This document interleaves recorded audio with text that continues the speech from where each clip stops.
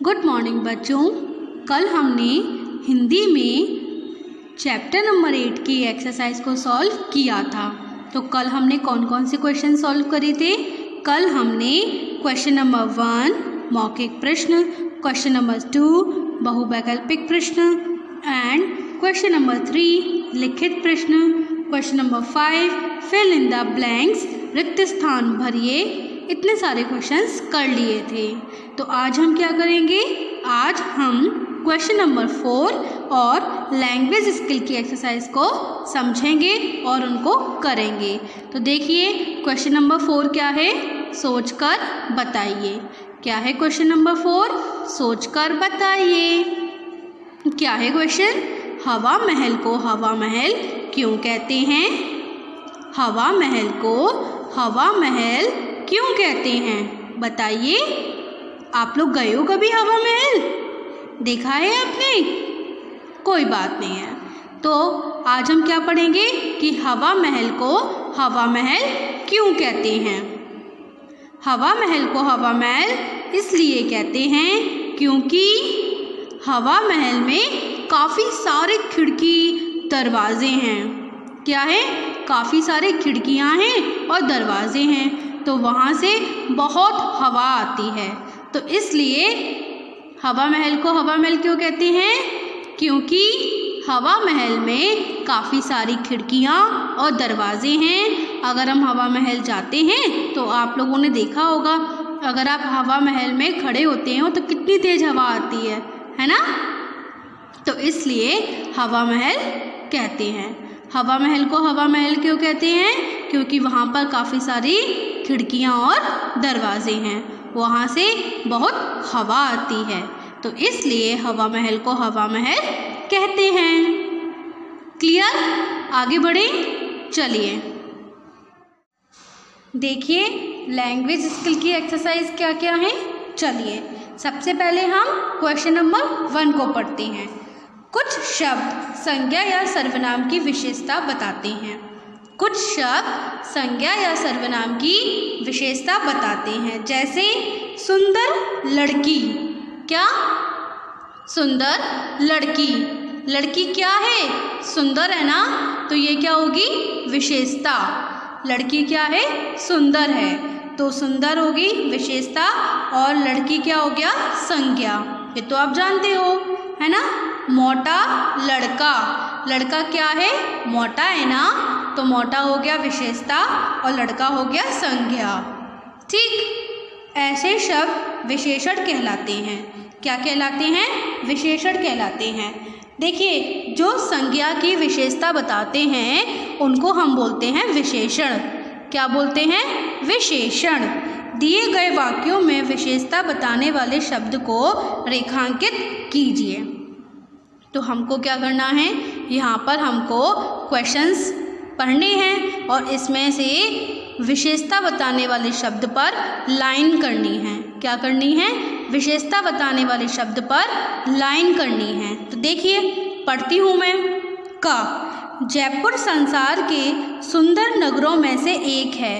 जयपुर संसार के सुंदर नगरों में से एक है। जो जयपुर है वो संसार के सुंदर नगरों में से एक है। पढ़ लिया? अब देखिए इसमें विशेषता क्या है। देखिए जयपुर संसार के कैसे नगरों में से है? सुंदर नगरों में से एक है, तो सुंदर क्या हो गई? इसकी विशेषण हो गए। सुंदर हो गई विशेषता बताने वाले शब्द हो गए। ठीक, तो हम अंडरलाइन किस पे करेंगे? हम अंडरलाइन सुंदर पर करेंगे। सेकंड, नगर के चारों ओर ऊंची दीवार है। नगर के चारों ओर ऊंची दीवार है। कैसी दीवार है? ऊंची दीवार है, तो ऊंची क्या हो गई? ऊंची विशेषता बताने वाले शब्द हो गए, विशेषण हो गए। क्या हो गया? ऊंची विशेषण हो गए। शोक रंग के वस्त्र यहाँ की विशेषताएं हैं। शोक रंग किसको कहते हैं? हमने शब्दार्थ में पढ़ा है, बताइए। चटकीले रंग को कहते हैं ना, तो शोक रंग के वस्त्र यहाँ की विशेषता है। कैसे वस्त्र? शोक रंग के, तो शोक क्या होगा? शोक विशेषण हो जाएगा। क्या होगा? विशेषण हो जाएगा, है ना। नेक्स्ट देखिए, जयपुर गुलाबी शहर कहलाता है। जयपुर गुलाबी शहर कहलाता है। क्या कहलाता है? गुलाबी शहर कहलाता है। तो गुलाबी क्या होगा? गुलाबी विशेषण हो जाएगा। ठीक, मैंने तुम्हारे लिए कुछ चूड़ियाँ ली हैं। मैंने तुम्हारे लिए कुछ चूड़ियाँ ली हैं। कितनी चूड़ियाँ ली हैं? कुछ ली हैं ना, तो कुछ हो गया विशेषण। ठीक, दीवार में 18 दरवाजे हैं। दीवार में 18 दरवाजे हैं। कितने दरवाजे हैं? 18 है ना, तो 18 क्या होगा?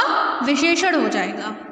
ठीक, जयपुर संसार के सुंदर नगरों में से एक है। सुंदर हो गया विशेषण।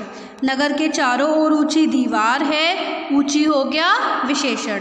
शोक रंग के वस्त्र यहाँ की विशेषता हैं। शोक हो गया विशेषण। जयपुर गुलाबी शहर कहलाता है। गुलाबी हो गया विशेषण। मैंने तुम्हारे लिए कुछ चूड़ियाँ ली हैं। कुछ हो गया विशेषण। दीवार में 18 दरवाजे हैं। 18 हो गया विशेषण। तो आपको ये क्वेश्चन नंबर 1 समझ में आया अच्छे से। आगे बढ़ें, चलिए देखिए सेकंड क्वेश्चन क्या है। दिए गए शब्दों का वर्ण विच्छेद कीजिए। क्या करना है? वर्ण विच्छेद करना है। मैं आपको पहले भी सिखा चुकी हूँ ना वर्ण विच्छेद। चलिए आज फिर सीखते हैं। जैसे क्या लिखा है ये? छुट्टियाँ। क्या लिखा है? छुट्टियाँ। तो देखिए वर्ण विच्छेद क्या होता है? वर्ण विच्छेद होता है जैसे आपके पास शब्द दे रखा है छुट्टियाँ, तो आपको इनको ये बताना है कि ये छुट्टियाँ शब्द किन किन स्वर और व्यंजन से मिलकर बना है। तो देखिए छुट्टियाँ किस शब्दों से मिलकर बना है? जैसे छ, आपको पता है ना, एक व्यंजन किससे मिलकर बनता है? स्वर से मिलकर बनता है। जैसे छु, तो ये आधा छा प्लस ऊ क्या होगा? ऊ हो गया आपका स्वर, छा हो गया व्यंजन। ऐसे ही ट, आधा टा है तो आप आधा टा लिख दीजिए। फिर टी, तो आधा ट और स्वर क्या है इसमें? छोटी ई, तो आप छोटी ई लिख दीजिए। फिर या, तो या प्लस स्वर क्या होगा? आ, और उसके ऊपर क्या हो जाएगा? चंदा बिंदी लग जाएंगी, है ना। तो आधा छा प्लस ऊ प्लस आधा ट प्लस आधा ट प्लस ई प्लस आधा या और प्लस या। ठीक, मम्मी किस शब्दों से मिलकर बना है? देखिए माँ किससे मिलकर बना है? आधा माँ प्लस आ, तो क्या लिखेंगे? आधा माँ प्लस आ। फिर आधा माँ, तो आधा माँ लिख देंगे। फिर मी, तो क्या लिखेंगे? आधा माँ प्लस ई। ठीक, ऐसे ही प्रतियाँ। क्या? प्रतियाँ। तो अभी हमने बनाया छुट्टियाँ, ऐसे ही प्रतियाँ। तो प्र किससे मिलकर बनेगा? आधा प प्लस आधा र प्लस आ। टी, आधा त प्लस ई, छोटी ई। फिर या, आधा या और प्लस आ, ऊपर चंदा बिंदी। ठीक, अब देखिए वस्त्र किस शब्दों से मिलकर बने हैं? देखिए व किससे मिलकर बना है? आधा व प्लस आ। फिर प्लस आधा स, तो आधा सा लिख दिया। फिर त्र किससे मिलकर बनता है? आधा त प्लस आधा र प्लस आ, यानी कि जो त्रा है वो किससे मिलकर बनता है? आधा त प्लस आधा र प्लस आ। तो क्या हो गया? आधा व प्लस आ प्लस आधा स प्लस आधा त प्लस आधा र प्लस आ। ठीक, न्यारी। तो न्यारी में सबसे पहले क्या है? आधा ना, तो आप उसको लिखोगे।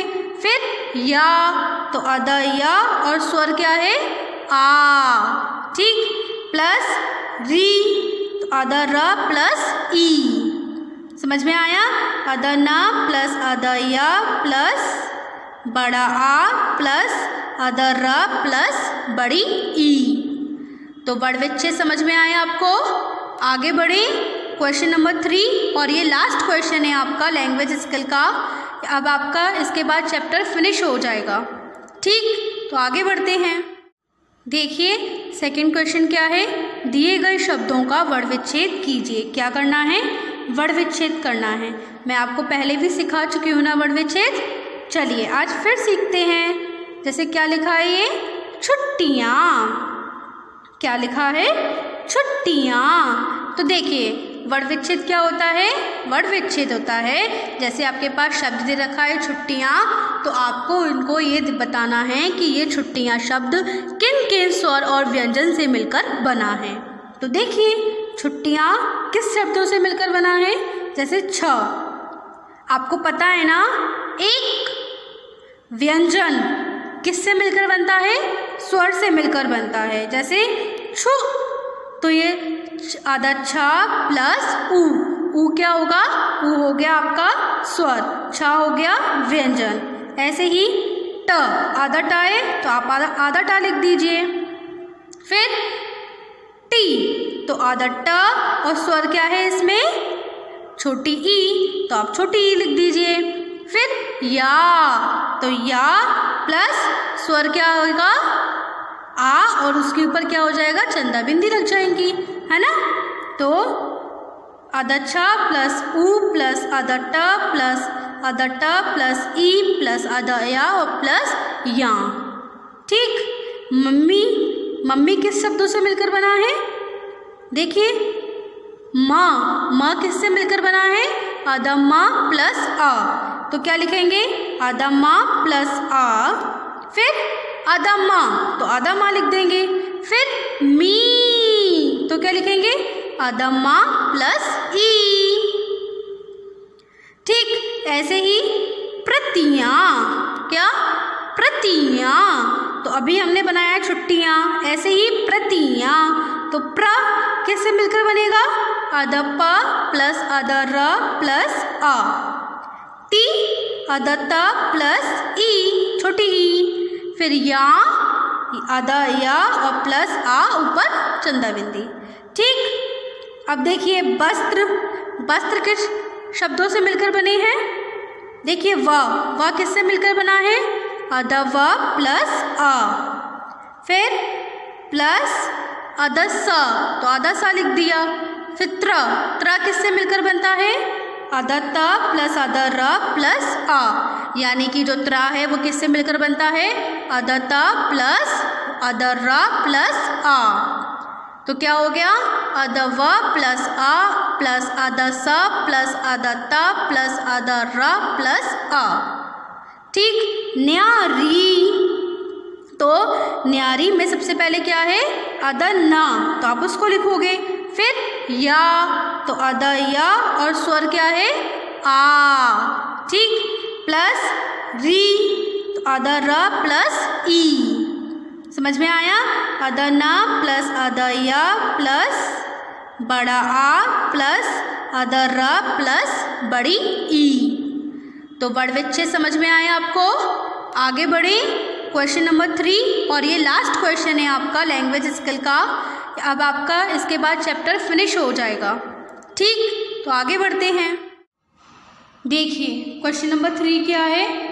दिए गए शब्दों के सही समानार्थी शब्द पर गोला बनाइए। किस पर गोला बनाना है?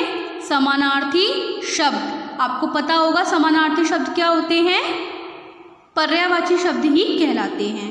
ठीक। तो आपको देखना क्या है? जैसे यहाँ पर कुछ शब्द लिखे हैं, संसार, राजा, वस्त्र, आभूषण।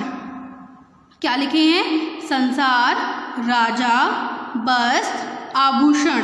तो आपको संसार में देखना है 3 शब्द दे रखे हैं। कौन कौन से?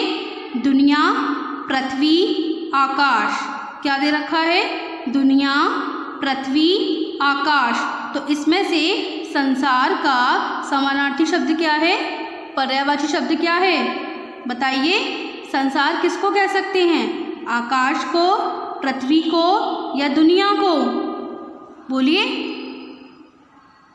संसार हम किसको कह सकते हैं? दुनिया को कह सकते हैं ना। तो हम दुनिया पर बनाएंगे गोला। देखिए पृथ्वी को हम संसार नहीं कहते हैं, आकाश को भी नहीं कहते हैं, तो किसको कहेंगे? दुनिया को। तो आप दुनिया पर गोला बना दीजिए। ठीक। ऐसे देखिए सेकंड आपका वर्ड क्या है? राजा। इसमें से राजा का समानार्थी शब्द क्या है? मनुष्य, नृप या बलवान। राजा किसको कहते हैं? मनुष्य को कहते हैं? नहीं, नृप को कहते हैं। हाँ, तो नृप पे आप गोला बना दीजिए। बलवान को भी हम राजा नहीं कहते, किसको कहते हैं?